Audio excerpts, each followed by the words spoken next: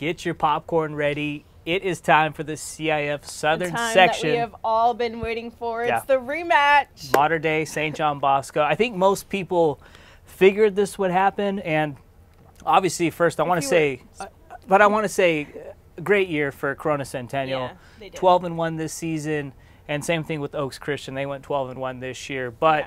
Zack is going to be one to look out for a while. Ethan Calvert, got to give my props to him too. Yeah, and Corona Centennial's got a lot of firepower coming back next year, so they're going to be right back in the mix. But we got to focus in on Bosco, Mater Dei. Third straight year these two teams are playing in the section championship game. What are your initial thoughts going into this one? I'm excited. How excited? I am extremely super. I think you can come up with all these words, but I have to say that I think it's gonna be a good game. Yeah, it's gonna be a lot closer than last time. Yeah, the first time they played, it was 41-18. Yeah. DJ Wangalele had a big time game. He finished with 5 touchdowns. So Mater Dei did not play themselves. Yeah. Well, at the same time, though, St. John Bosco showed you how good of a team they are too. I mean, they've gotten better every week too. They've scored 56 points in every single game in the first 3 playoff games. Yeah. And they've only allowed 16 points. I've been saying this all year, and I still believe it. I think St. John Bosco, most complete team in high school football this year. What did DJ throw, like 5 touchdowns in the first half? He had 6 total. He had 6 touchdowns. touchdowns. I think it was like 5 in the first. 6 touchdowns for the whole game and 4 incomplete passes. He was 13 of 17, 361 yards, and 6 touchdowns. And the defense, though. I mean, the defense, they gave up that one long touchdown run to Zack. Outside of that, they shut the door. I just think the way Bosco is playing right now, I don't know if anyone in the country can beat them, but Mater Dei's got a ton of momentum. Last week, can we talk about how hungry the Sharks are? Especially Elias Ricks. Yes. 3 pick sixes in one half. That hasn't been done in the NFL. Like, have you ever seen Clark that Phillips, before? my guy down in SoCal, did it last year. He had 3 pick sixes in one game. So I got to give a shout out to my guy Clark Phillips down at La Habra High School. But, you know, it could be Kobo Fuamatu because he was teammates with Clark Phillips last year when he had the 3 pick sixes, and now he's a current teammate of Elias Ricks. Big X factor. Yeah. Who you taking? I know you picked Bosco last week. You changing up? Well, you know what? I mean, Mater Dei does have a lot of weapons. Yeah. We got a Lakers remix, a.k.a. Jacoby Harper. We got Sean Della. You and your props, dude. I can't believe you and your props. I will say this with Jacoby Harper, though. Yeah. He's the most underrated running back on the West Coast, maybe in high school football. The year he had last year, he played a major role in them being number 1. Yeah. And this year, he's having another big-time year. Offer this man. But during that section championship, Brew McCoy and Jacoby were the big X factor in that game. Yeah, I believe Brew had 3 touchdowns last year. Yeah, he did. But they also had the best offensive line in high school football last year, led by Tommy Brown and Chris Murray. And JT Daniels, great high school quarterback, one of the best ever.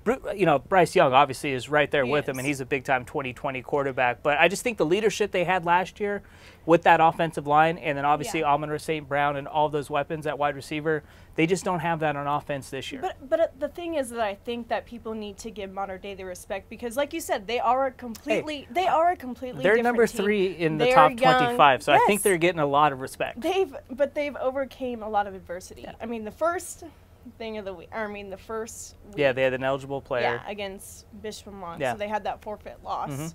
I mean, they had that huge game against IMG. They proved that, you know, West Coast, best real coast. Quick, that just shows you how good this Mater Dei team is. They are. Nolan Smith, number 1 recruit on Barton Simmons' 24/7 sports rankings. He came out and said Mater Dei is the best team they've ever played. And Miles Morale was the best player he's ever lined up against. And that's where I think it's huge for Mater Dei with no Miles Morale because Bosco's defense, the front 7, did a great job pressuring Bryce Young and containing him in the pocket. And now Mater Dei's got to do that without Miles Morale, arguably the best offensive lineman in the class of 2020. I think it's going to be a tough task for him. It is going to be tough, but who you picking? Just how young they are and how they've been able to face that adversity and come together and play for each other. I mean, when you hear Elias say that when, you know, Darian went down this last game and he had to do this for his brother, I think that says a lot about the team that they are. Yeah, and I think really what it's going to come down to is Mater Dei is They're going to have to fix some things on defense because DJ was able to do whatever he wanted the first time they played. He finished the game with 5 touchdowns, and the one X factor was Jake Bailey. They had no answer for Jake Bailey in that game. Offer him up too. He's super underrated too. Him and George Solani were big time in that game. And now I think you got guys like Chris Hudson who's balling out in the playoffs. You got Jude Wolfe, arguably the best, Colby Bowman, and they used Bo Collins. They used Bo Collins last week, a 2021 wide receiver. He had a huge game.